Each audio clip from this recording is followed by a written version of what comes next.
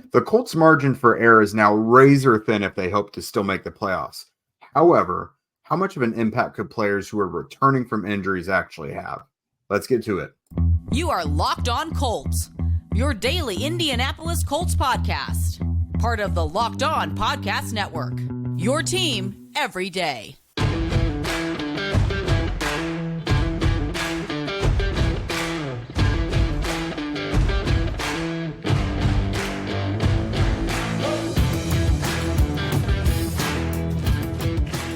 Hello. Thanks for tuning in and making us your first listen of the day. This is your daily podcast covering your Indianapolis Colts, part of the Locked On Podcast Network, your team every day. And today's show is brought to you by FanDuel. Make every moment more. Right now, new customers get $150 in bonus bets with any winning $5 moneyline bet. That's $150 back if your team wins. Visit FanDuel.com/lockedon to get started. What's up, everybody? I am Jake Arthur, and he is Zach Hicks. You know the two of us from horseshoehuddle.com. And today we are reconnecting to talk about the Colts in what has been a pretty sudden change of events, I guess you could say. They were right there, had the opportunity to win 5 straight games with a winnable game on Sunday, kind of laid an egg, to put it lightly. And now everything is pretty much a must win at this point because the AFC just keeps getting tighter and tighter. We are absolutely going to know nothing until week 18, it seems, Zach. So with this one, like I mentioned, the Colts pretty much have to be on their A game. They at least have to take advantage of some of these weaker opponents. They're not going to really face any more high-flying offenses. I mean, the Texans at the end of it, but that's now without Tank Dell. But the Colts could be getting some reinforcements here. Juju Brents, it looks like he's going to be on his way back. It was pretty optimistic last week. He wasn't ruled out until Saturday. Now he is a full participant to start the week this week. EJ Speed, same thing, full participant to start the week. They missed him on Sunday. So those two guys hopefully should be back for Saturday. You're looking at ones like Braden Smith. What's up with this? He left a week ago and was out of this last game, was replaced by Blake Freeland. Jonathan Taylor, Shane Steichen said today the expectation is that he'll be back this season. I don't know whether that means postseason or regular season because subliminally they could be meaning extra games. And then Grover Stewart is the biggest one that has recently come back. Now, that's not due to injury. He just returned last week from his 6-game suspension. So I'd like to talk about those guys kind of in a clump. But we'll go ahead and put together Brents and Speed first.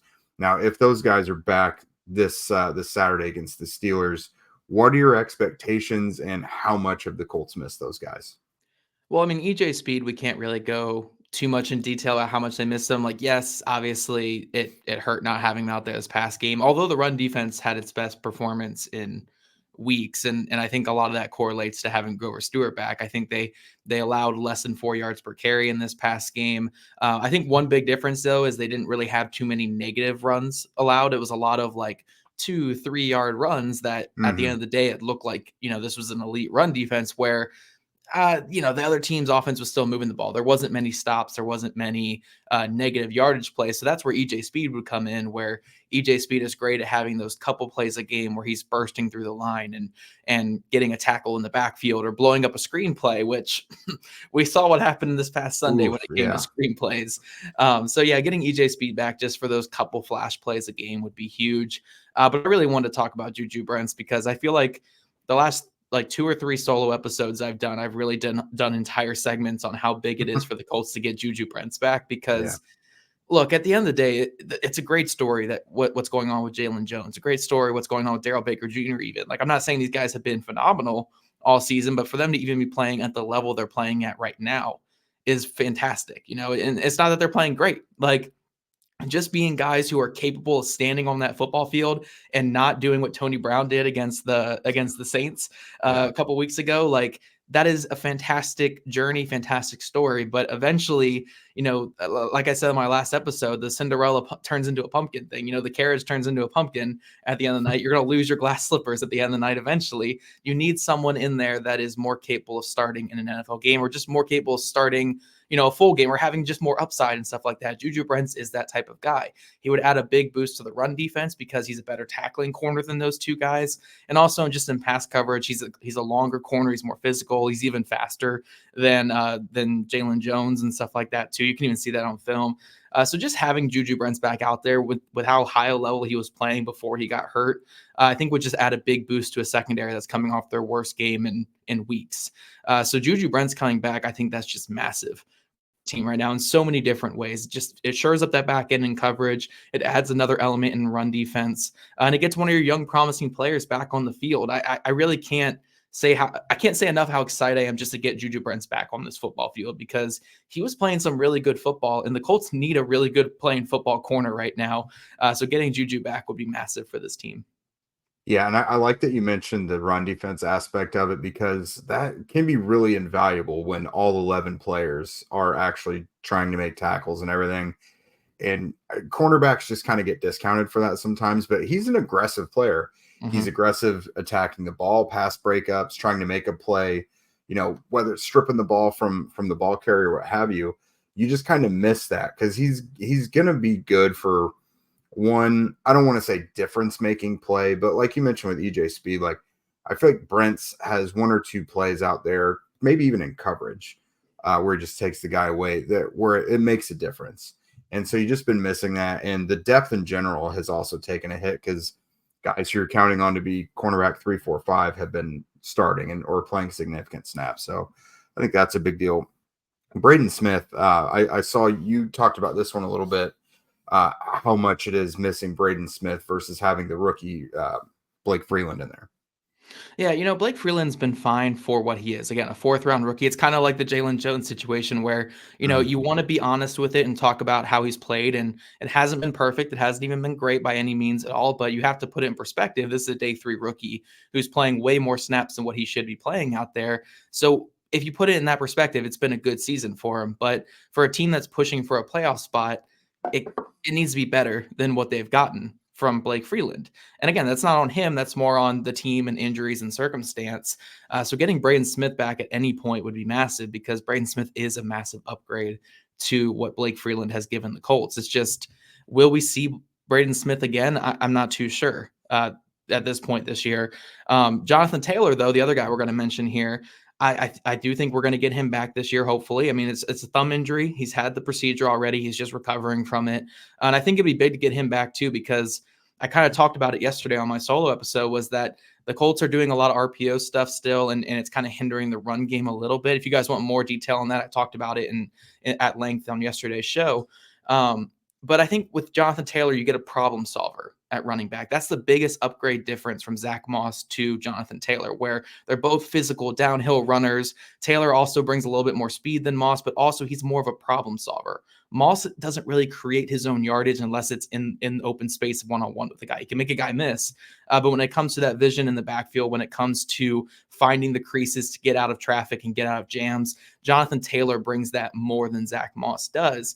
So just getting Jonathan Taylor back, if your offensive line is not going to win every single time up front, getting a guy like Jonathan Taylor back at some point this season to be that problem solver who can turn 2-yard loss because everything's all bunched up in the middle into a 4-yard gain like he did against the Tampa Bay Buccaneers before he got hurt. I think that would be big. So hopefully they can get one of these two back, at least Jonathan Taylor or Braden Smith, but it would be huge for the playoff run if they got both of them. I'm just not real. I don't really know what to expect with Braden Smith at this point. Jonathan Taylor, I feel a little more optimistic. Braden Smith, I just kind of have to hope at this point. Well, yeah, it's an offense that has to have the run game being successful in order for the offense to even really function at all. And it's just been a little clunky the last couple games. And certainly whenever they can get Smith and or Taylor back, that'll be a huge shot in the arm. And then last, what kind of difference did you see with Grover Stewart being out there? 111 yards on the ground for the Bengals, but they were ahead, the whole game. And I mean, it's 111 yards, but it's also the lowest figure since Stewart's last game before suspension. Yeah, just having a capable nose tackle in there who can actually eat up blocks and not give up a ton of ground is a massive boost to your defense overall. And again, like the scoreboard won't show it because the Colts got just destroyed on Sunday. But most of that was through the air. It wasn't the ground game, or it wasn't the ground game too much. There was a couple of runs here and there, but for the most part, Grover Stewart did his part, and the snaps that he was out there, you could see the impact. I feel like, I mean, again, I didn't really chart this, but I feel like most of the Bengals' successful runs were when Grover Stewart was subbing out because they didn't give him a full workload in his first game back. So yeah, when Grover Stewart gets a little more acclimated and back to being Grover Stewart, this Colts run defense will be back to being a top 10 unit in the league like they've always been when Grover Stewart and DeForest Buckner have both been out there. Yeah, they really, really need it. So coming up here in a minute, we're going to talk about how the margin for error now is very, very thin for the Colts. They have 4 opponents who have just as much to play for as they do. As the weather gets colder, the NFL offers stay hot on FanDuel. Right now, new customers get $150 in bonus bets with any winning $5 moneyline bet. That's $150 if your team wins. If you've been thinking about joining FanDuel, there's no better time to get in on the action than now. The app is super easy to use. There's a wide range of betting options, including spreads, player props, over-unders, way more. I know getting into sports betting can be daunting. There's like a lot going on. If you just find one little area that you really like to bet on, that's all you need. So visit FanDuel.com/lockedon and kick off the NFL season. FanDuel, official partner of the NFL. And Locked On Colts Everydayers, we want to remind you that Locked On has launched the first ever national sports 24/7 streaming channel on YouTube. Locked On Sports Today is here for you 24/7, covering the top sports stories of the day with the local experts of Locked On, plus our national shows covering every single league. Go to Locked On Sports Today on YouTube and subscribe to the first ever national sports 24/7 streaming channel. All right, Jake, so we're talking about this remaining schedule for the Indianapolis Colts. They play 3 teams that are slightly above 500 and or right below 500, and then one team in the Las Vegas Raiders, who I don't want to say is their easy game down the stretch here, because the Raiders have given them trouble in the past. We've seen that the last couple of years, but that is certainly their easier opponent of these 4 down the stretch. But they get the 7-6 Steelers coming up here this weekend. That game's at home. Then they go to Atlanta against the Falcons, the 6-7 Falcons, and then the last 2 games at home again against the Raiders, and then the Houston Texans to round it all out there.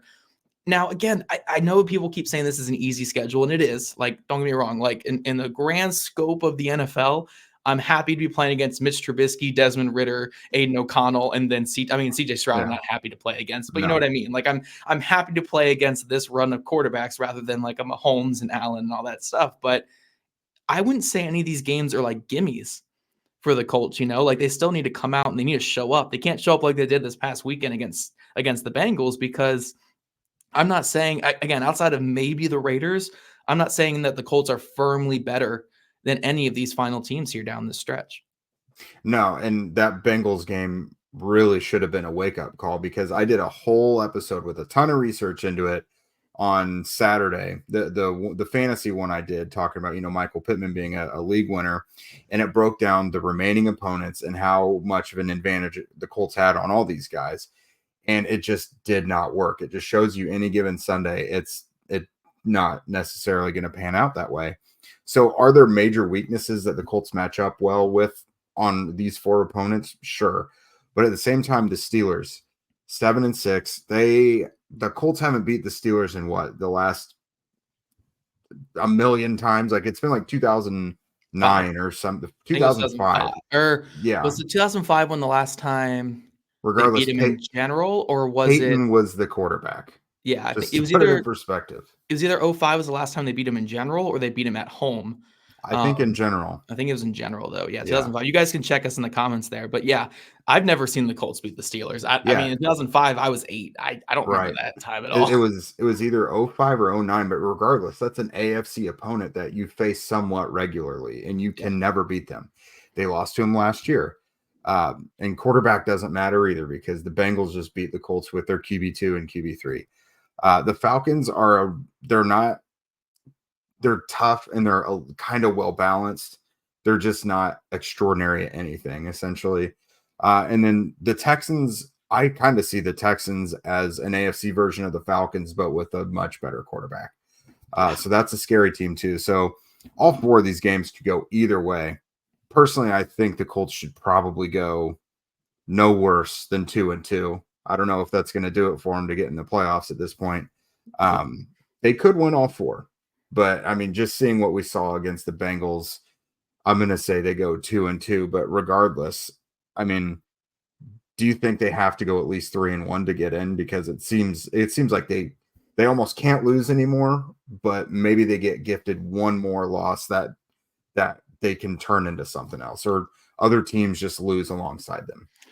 I mean, the only way 2-2 might work is if the two teams they beat are the Texans and the Steelers. Like, those are both must-win games for the Colts. They can't drop those games. Like, you can kind of like, if you're going to drop any of these 4 games, it's the Falcons game because that's an NFC opponent. Like, that's not one that really factors into the tiebreakers too much, and it doesn't matter as much. So I'm not saying that you need to lose any game, but if you're going to lose any of these games, let it be the Falcons game. That one doesn't matter as much. And then the Raiders, because the Raiders you're not competing with to make the playoffs. But again, ideally, you got to pretty much win 3 of these 4 because you have 20 teams, it seems like, all at 7-6 here in the AFC. It feels like every team in the AFC is at 7-6 outside the Patriots and the Titans.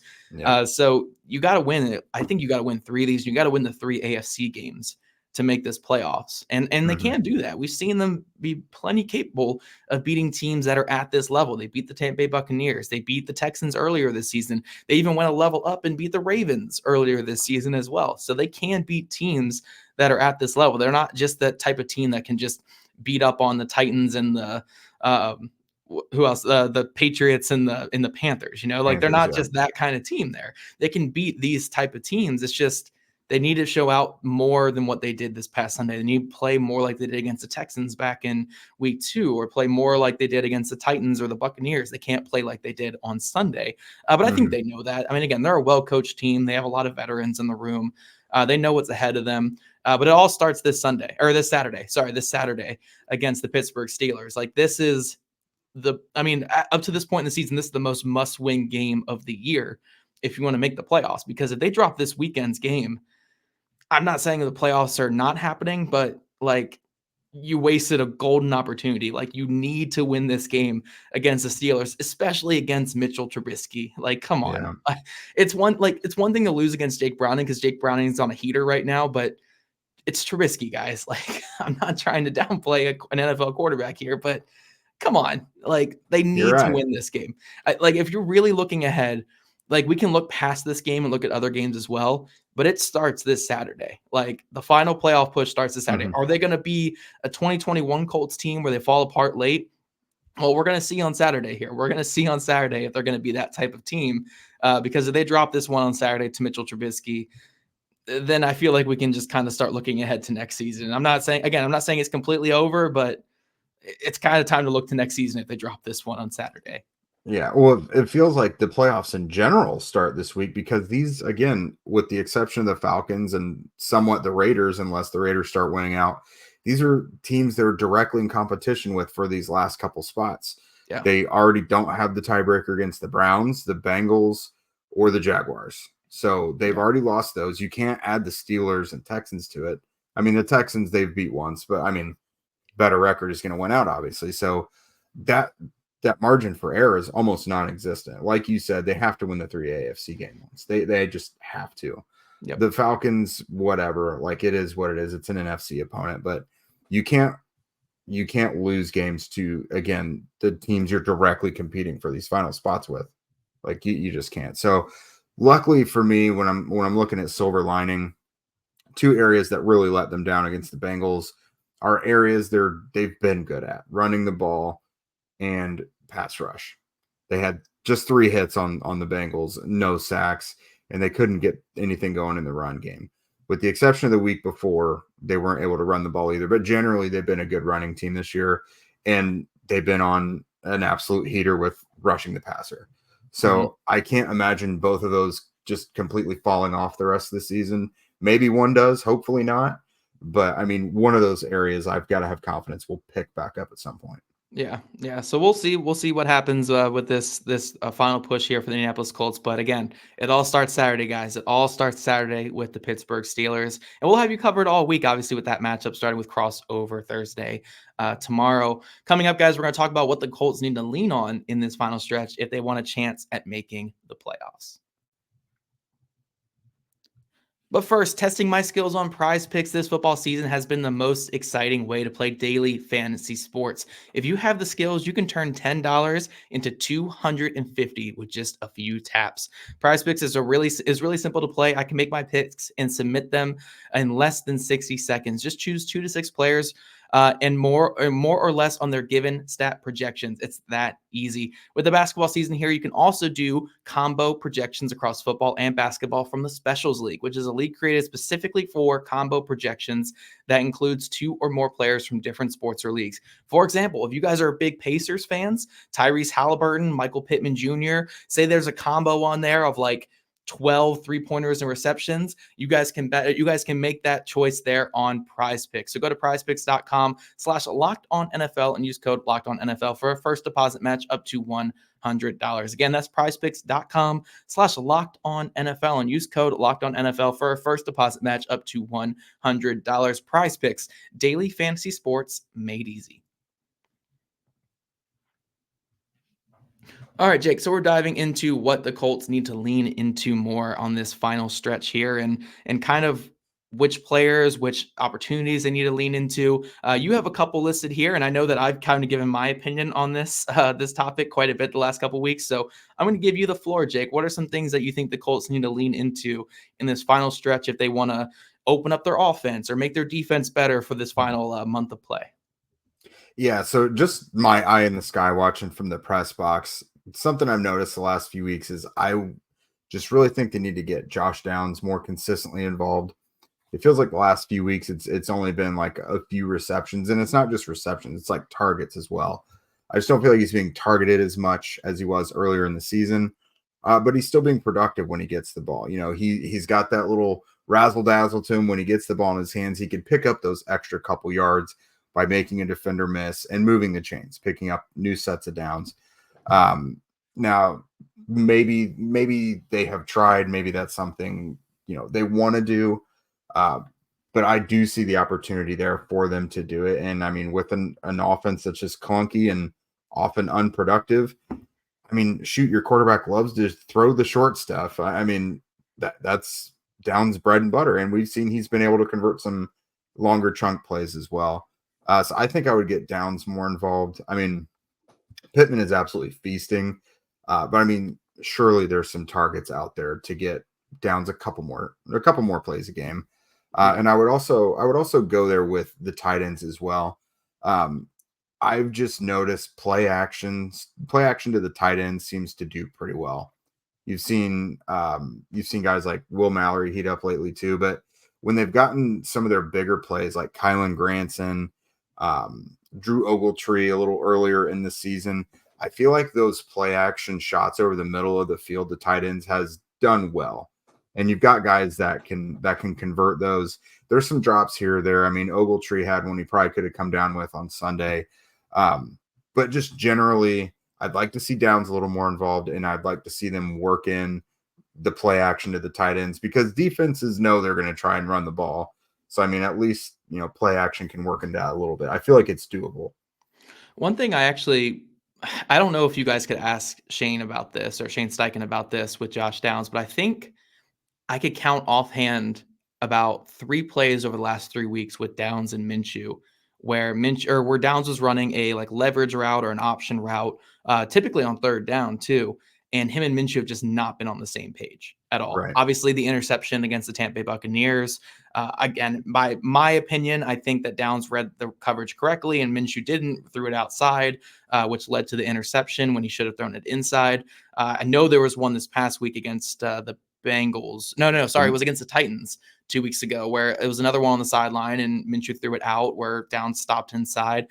Just things like that where you see like them kind of just being not on the same page at all.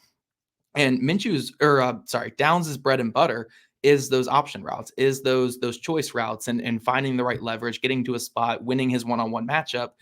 So now if you have Gardner Minshew just not trusting that ability to be on the same page and trusting them both just knowing where to go with that, then you kind of lead to fewer and fewer targets. But there are ways around this. You can have Downs doing more motion stuff. I mean, there was a really, really cool play call against the Titans where Downs motioned into the backfield, and then he orbit motioned back out into the flat and caught a nice little pass on the run and turned it upfield for like a 10-yard gain. You can do stuff like that to still get him his touches and then open up more, post wheel type stuff with him down the field. But I do think some of his targets have been limited because of that miscommunication or just those guys not being on the same page on a lot of those option routes there. That would be a really cool thing to see if Shane would actually go in detail on that, like what's going on with that, because it does feel like it's something that we've seen the last like 3-ish weeks between those two. I mean, you can call me crazy here, Jake, but I feel like I've seen that. Yeah. Just the last few weeks in general, it seems like the targets are down.